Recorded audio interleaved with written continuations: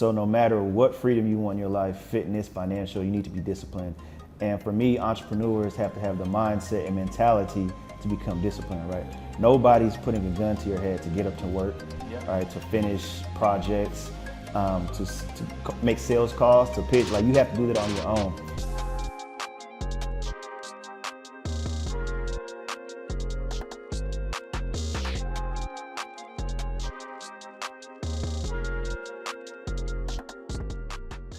How's it going, guys, and welcome to another episode of The Secrets of Silent Success. Today we have the one and only KG of COSIGN Magazine. How you doing this afternoon? I'm doing good, man. Thanks for having me. I appreciate it. Cool. Thanks for being here. Let's jump into it, all right? So how did COSIGN Magazine come about?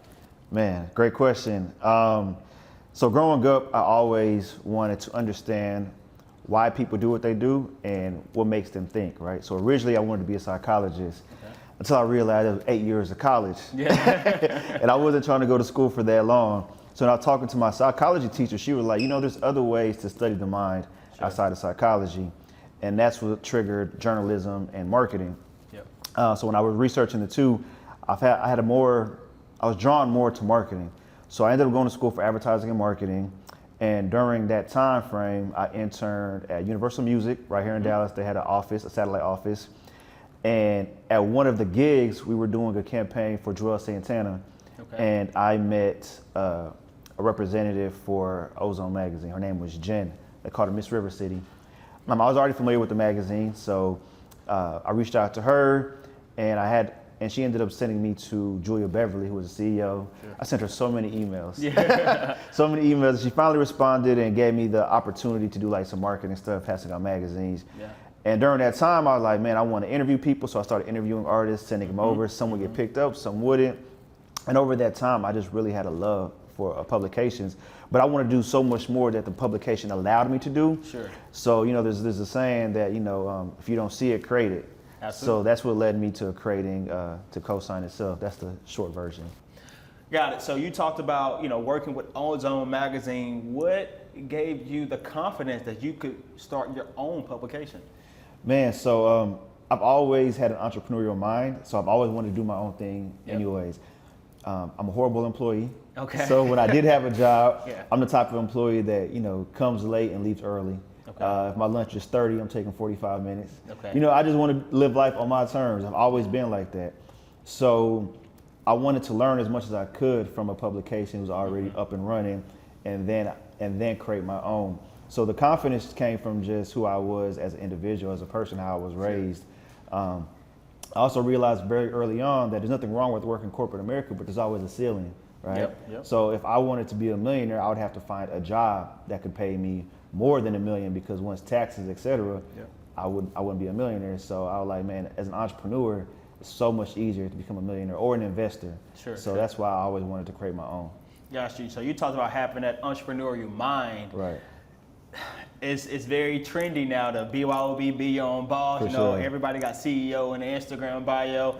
Do you believe that entrepreneurial mind and entrepreneurial spirit is something that's within you? That's something that's more like innate? Is that something that can be learned, be taught? What's kind of your thought process about that entrepreneurial mind in general? I think it's a mentality. One of my previous partners told me one time that discipline equals freedom. Right? So no matter what freedom you want in your life, fitness, financial, you need to be disciplined. And for me, entrepreneurs have to have the mindset and mentality to become disciplined, right?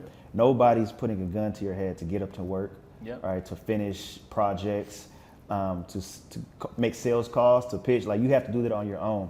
And then you have to also have adversity, be able to deal with adversity, right? Have tenacity and understanding that it's really up to you. Nobody's coming to save you. So without that mentality, that's why a lot of entrepreneurs fail or they quit early. One of my biggest, you know, role models is Nipsey Hussle and Jay-Z. And two of the big things they were on was that they didn't quit, right? The only reason why they're still here is because they were consistent, they were talented, quality, and they never gave up, they never quit. So you have to have that same mindset and mentality when it comes to becoming an entrepreneur. Got you. So you talked about having that grit, that toil to not quit. What advice would you give someone that's an aspiring entrepreneur, someone who want to get in the entrepreneurial space about that perseverance to keep going through adversity? What type of advice are you giving people? Man, for one, research your industry, right? We see something that looks cool, vanity metrics, you know, everything is trendy right now. So everybody can make money from doing anything, right? Sure. But there's a lot that they don't see behind the scenes. So do your research. Even if you want to start a trucking company, right? Figure out what it takes from A to Z. Reverse engineer it. If you know you want 2 trucks, 3 trucks, it's going to cost you this much. Okay, start at the end and go back. What is it going to take you to get there? I feel like a lot of times people don't do the research. And outside of that, to look for mentorships, look for help, look for assistance. Sometimes that comes in the form of paying for a coach. Sometimes it comes in the form of YouTube University. You just have to be, real creative when it comes to it, because everybody wants to be an entrepreneur. Nobody wants to work anymore. But if we really look at the end of the day, everyone can't be a CEO, right? Somebody has to work. Get it? So there was a quote I heard as well. It was like, entrepreneurship isn't for everyone, but wealth is. So even if you work a job, invest on the side. Invest in your friends, invest in business ideas. And that's going to lead you to being able to retire and live off your investments, or be a co-founder. Like, you necessarily may not have to be the number 1, but number 2, 3, or 4 are great as well. Gotcha. You talked about investing. So after the decline of Ozone Magazine, you went to work overseas in Afghanistan for a bit. But outside of really, sending money home to your daughter, you were really saving and investing in what would be now COSIGN Magazine. Talk to me about investing in yourself, or just investing in general to build that wealth. For sure. So that was like my second real shot at entrepreneurship. Previously, I started a record label with a friend. It was short-lived. We did great, but music artists are difficult to work with, at times. So this time around, going overseas, I was extremely young and I was making 6 figures a year being over there. Didn't have a lot of bills, just had to take care of my daughter. So the whole time, all I did was save. When I came back, I understood that I didn't really want to go back to working for somebody. So I had to really figure out what it's going to take. So I stayed living with friends and family, so I didn't have to pay rent. I would give them, I would help out here and there. And then I spent 30 days in Atlanta basically launching COSIGN. I had a friend named Micah. He's a photographer, videographer, graphic designer. He does everything. So he was like, bro, come here to Atlanta and we can create this. So I did all the interviews, he did all the shoots, edited everything, I wrote everything, and we put that first issue together. And from there, it made me really realize that if I could put the work in, and then if I have the monetary backing to do it myself, why not? So I invested everything. Like that first issue, it cost me $5,000 to print out 1,000 issues. I maxed out my credit card to do it because I understood that, okay, you're not going to make money from the jump, but people need to see the product. People need to believe in the vision. It's easier to sell something when you already have it in your hand. If I'm telling somebody, hey, I have this great idea, they can't really see it. It's not tangible. So at that time, I had to create it first and then draw the awareness and audience afterwards. Got you. Where did the mindset to save come from? Right, especially as a young man, you making 6 figures, you can go buy the luxury car, you can go get the nice apartment. You talk about once you came back stateside, you went to go and stay with relatives, right? Where did that frugal mindset come from? So my parents were pen and maintenance, so they always taught me how to save, to keep cash in reserve. Even in high school, you had like the 0 period, which is, I can't remember, it was like co-op, like a working program, right? So even in high school, I won an award for saving the most money. In high school, right? So we had to fill out a forms of how much we got paid hourly, how much we were saving.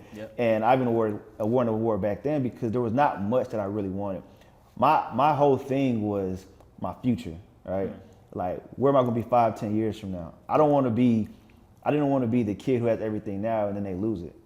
I've actually lost everything, but because of my entrepreneurial spirit and mentality, I've been able to get it back. There you go. And that's what makes a real entrepreneur and hustler. Like, can you lose it and get it back? So that's been within, my family this whole time.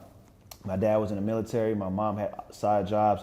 She saved. My cousin had a jewelry store. So I've been around people who's lost it, gained it back, entrepreneurs, they work. I've seen all facets of real world and what it looks like. So I knew from there how I wanted to create my world, and I had to save to do that. Money rules everything. Like, they say money can't buy happiness. To me, I believe money can, because money can buy you peace. Right? It can buy you time, right? It can buy you all that, right? So, without money, it's hard. Like, have you ever been broke before? I mean, grew up pretty much at the poverty line or a little bit under. Right. Yeah. So when you're broke, you understand like it's hard to just think when you're broke. Yeah. Because you really can't be creative when you're broke. You're really just like, how can I get $1? I tell people all the time, when you're in poverty, you're focused on survival. Once you're out of poverty, you can focus on thriving. Because you can't even think about thriving because you're focused on survival. Exactly. And without saving and having capital, you know, it's hard to take advantage of opportunities. Yep. Right. Well, I remember when I was dead broke, people would ask me great opportunities that I really wanted to invest in. I just couldn't afford it. Yep. I couldn't afford it. And, you know, those opportunities made me lose a lot of, you know, money in the long run. But that's also taught me, like, that's why I got to save. That's why you got to bounce back. Even investors would tell you, man, make sure you're good first before you invest. Sure. Make sure, you know, your bills are taken care of before you invest, because an investment is a risk. Yep. So at first I was like, let me save so that I don't have to worry about stress about money, and I can be financially free to do what I need to do. There you go. There you go. That's some gems right there, man. For sure. So, COSIGN Magazine, right? COSIGN, a very unique name. I know you have a story there about your sister. Tell us a little bit about where the name COSIGN came from. Yeah, so I have an older sister. When I came back from overseas, she knew I was financially stable working overseas, and she had the money, but she didn't have a credit, right? So she needed help to get a car. She needed a cosigner. So if you think about the word cosign, it's an endorsement. It's when you vouch for somebody. It's a stamp of approval. So although my sister had the capital, she didn't have the backing. She didn't have that stamp to help get her a car. Yep. So I realized that name, when she said cosign, I realized the importance. So if we think about word of mouth when it comes to advertising, you could be a great chef, but it's going to take somebody to say, hey, I went to that restaurant and that food was amazing to make you go. That's a cosign. So I realized if I could cosign entrepreneurs, creators, individuals and executives early on in their career to help give them that buzz and awareness, other people will follow suit, want to check them out and support their business. And essentially that's why we created COSIGN. Gotcha. You talked about highlighting businesses, highlighting entrepreneurs, highlighting artists, right? Kind of covering the whole gamut. Talk about how COSIGN has evolved, right? From just a magazine to a complete media platform and even further, right? So tell me about that evolution of COSIGN. Definitely. So COSIGN, the magazine, was always a door opener for me.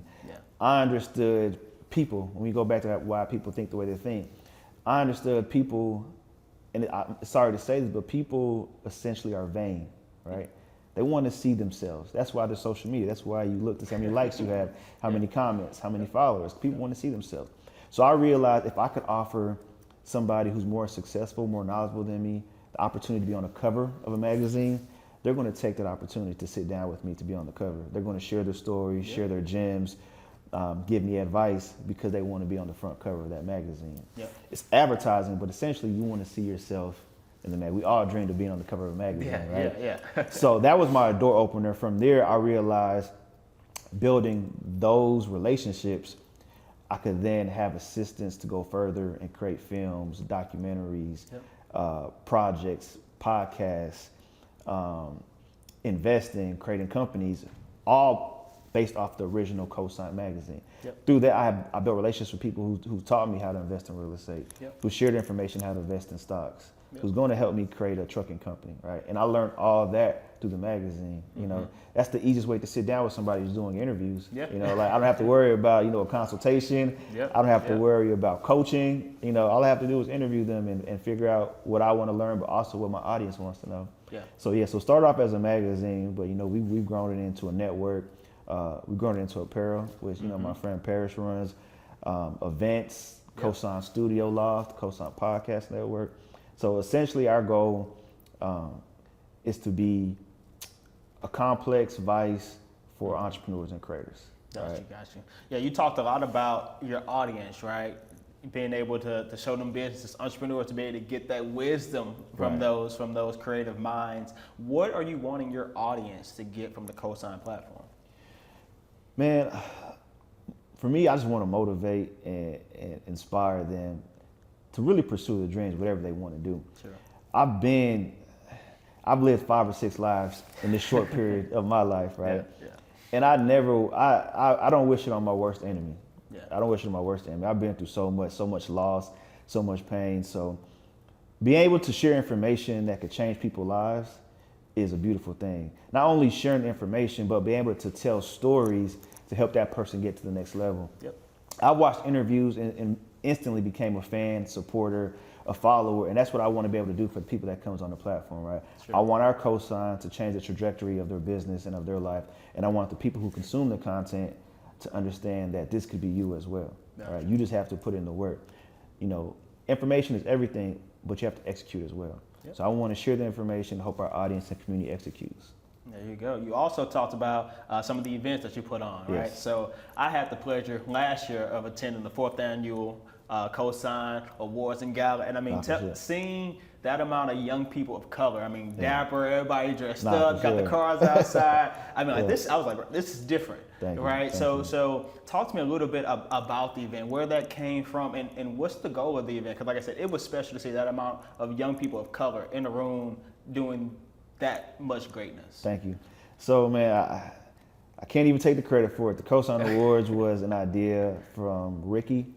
So we've been doing COSIGN, I want to say 4 or 5 years at that time, and Ricky was like a silent investor. You know, whenever he had some extra capital, he was like, "Hey, what do you need help with?" Yeah. And he was like, "Man, we should do an award show." And I was like, "No." I was like, "No," because I never want to get to the point to where people seek validation from us. Okay. I just want to get to the point where we highlight people, right? Sure. Share their stories. Like, I don't want the COSIGN to be the end all be all, right? And he was like, "Bro, we have a community, we have the audience, like it will go crazy." Yeah. And I'm like, "Okay, you put some information together for me, and I'll execute." Okay. And he did a couple. I still had to do the rest. But Ricky, Ricky came with the idea, and I was like, "All right." I put a budget together and we made it work. And the first year 1, we sold out. Wow. And I was like, "Wow, this is something special." So from there, we continued to grow and grow. And our overall vision for the COSIGN Awards is to expand into new markets. So each year, COSIGN Awards Dinner and Gala will continue to be in Dallas. That's going to be our largest event. Sure. But this year, we're breaking off into Houston, Atlanta, Miami to do the COSIGN Awards Brunch and Gala. So it'd be the same model, just like on a brunch scale. And to highlight entrepreneurs and creators in other markets. And essentially, we want to tap into maybe the top 10 markets in the U.S., maybe transfer that into, Canada. Yeah. Might go into, to Europe, and beyond, just continue to grow. But we want this to be like a staple for entrepreneurs and creators. You have awards for music artists. You have awards for athletes, right? Entrepreneurs are, the new athletes, the new entertainers, the new celebrities. So I want essentially COSIGN to be like that staple awards platform for people who want to go out on their own. Gotcha. No, that's awesome. So I was going to lead me to the next question. What was next for COSIGN? I know you really talked about it with the brunches in different cities, but anything else? What else is next for COSIGN? Yeah, so for us, it's really pushing the network, right? So the awards are going to continue to grow. That's going to be every November.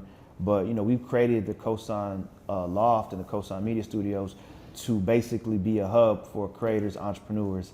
So we produce podcasts as well. And basically, we're looking for other creators who maybe have a voice, but don't have the backing or understanding how to create a podcast. Sure. Put them under the COSIGN network. It'll be a profit share. We'll both co-own the content, and basically we'll create podcasts together and distribute it as well. Yep. And we want to do that across all verticals. Fashion, food, lifestyle, sports, etc. So that's like the next huge project that we're working on. Awesome. Currently launched, but we're looking for more creators to work with under the network. Awesome. So this is called Secrets to Silent Success. Yeah. So what is KG and COSIGN's secret to success? That's a great question. Secrets to success. I will say this. We used to host an event called the Blueprint Summit, right? Okay. And even when I interview entrepreneurs, it's basically asking for their blueprints. Yep. I'll say this. There is no blueprint that works, right? Sure. Everything is different for everybody. Yep. Right. I would say the best way to become successful is, for one, do your research, find your niche, right? Really find your niche. Don't try to appeal to everyone. Sure. It's impossible, all right? Find your niche, double down. Then I would say build a team of like-minded individuals. It sounds easy, but when you build a team, sometimes it's people who's going to come around just because of the shine, the glitz, because they see the benefit in it short term, not long term. You find a great team, they'll believe in the vision just as much as you do, right? And then once you build your team, I would say don't look back. What I mean by that is a lot of times people look back to see, man, I should have did this, I should have did that. No, continue to grow and don't worry about what happened in the past. Learn from it and move on. And don't have a plan B. I know a lot of times people say you have a backup plan, but thinking about that backup plan is going to deter you from your plan A. So go all in. You have to be obsessed with what you're doing. Essentially, you know, if I had to boil all that down, I would just say become obsessed with what you're doing. And when you become obsessed with something, you're all in. Like I became obsessed with, you know, Netflix shows. Then I go research the actors, actresses, the characters. When is season 2 coming out? When you become obsessed, you're all in. So become obsessed with trucking or obsessed with real estate or obsessed with media and go all in. That's my secret to success. I'm obsessed with everything COSIGN. From helping, you know, Paris look at merch designs, from, you know, creating podcasts, from helping James behind the scenes with the video. I'm completely obsessed with this. And that's what got me to where I'm here today. Cool. Well, leave it right there, brother. I appreciate you, man. I appreciate you, man. That was a lot of fun. Looking forward to the next one, man. Thank you, brother.